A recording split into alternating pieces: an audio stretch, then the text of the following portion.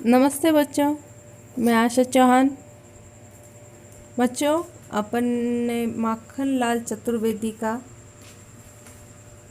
की रचित कविता जो है कैदी और कोकिल पढ़ी। आज देखते हैं उसके प्रश्न उत्तर। तो चलो, प्रश्न नंबर फर्स्ट। कोयल की कूक सुनकर कवि की क्या प्रतिक्रिया थी? तो उत्तर है, कोयल की कूक सुनकर कवि को ऐसा लगता है जैसे कोयल उसके लिए कोई संदेशा लेकर आई है। संदेशा शायद अति महत्वपूर्ण है, इसलिए कोयल ने सुबह होने का भी इंतज़ार नहीं किया। प्रश्न संख्या 2। कवि ने कोयल के बोलने के किन किन कारणों की संभावना बताई है? कवि ने कोयल के बोलने की निम्न संभावनाएं बताई हैं। फर्स्ट, कोकिला शायद कोई संदेशा पहुंचाना चाहती है। उसने दावानल की लपटें देख ली हैं। तीसरा, समस्या गंभीर है, इसलिए वह सुबह होने की प्रतीक्षा नहीं कर पाती है। प्रश्न संख्या 4, क्रांतिकारियों के मन में देश प्रेम की भावना को और मजबूत करने आई है। प्रश्न संख्या 3, किस शासन की तुलना तम के प्रभाव से की गई है और क्यों?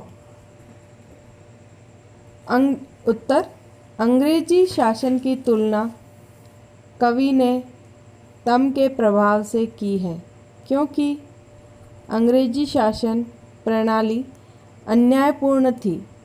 वे हमारे देशवासियों पर अनेक प्रकार के जुल्म ढा रहे थे।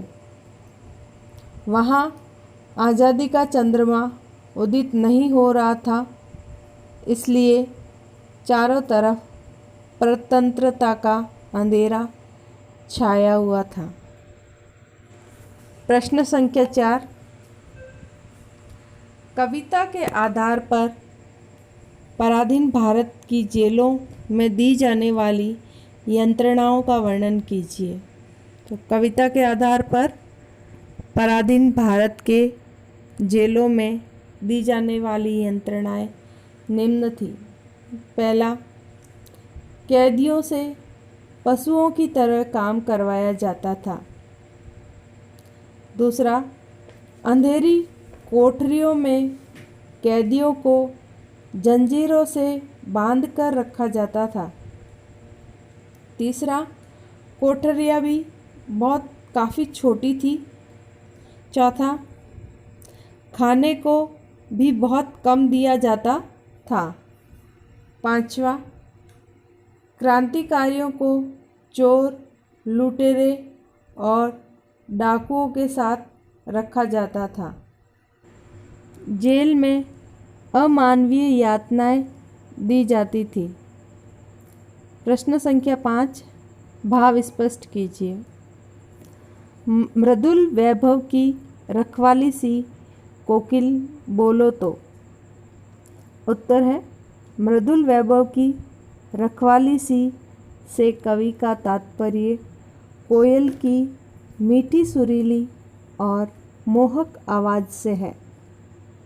आवाज़ आज के इस कष्टमय संसार में कुछ मृदुलता और सरसता बची है तो वह कोयल की आवाज़ में ही बची है, परंतु जब वह वेदनापूर्ण आवाज़ में चीखती है तो कवि उसकी इस वेदना का कारण जानना चाहता है। अगला प्रश्न, हूँ मोट खींचता लगा पेट पर जुआ, खाली करता हूँ ब्रिटिश अकड़ का कुआं। उत्तर है अंग्रेज सरकार देश के स्वाधीनता सेनानियों से पशुओं की तरह काम करवाती थी, जिससे इन लोगों का स्वाभिमान और देश के प्रति देश प्रेम की भावना खत्म हो जाए।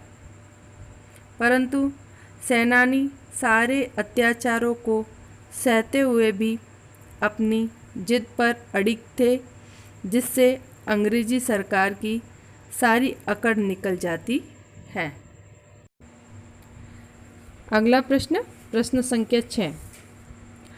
अर्धरात्रि में कोयल की चीख से कवि को क्या अंदेशा होता है?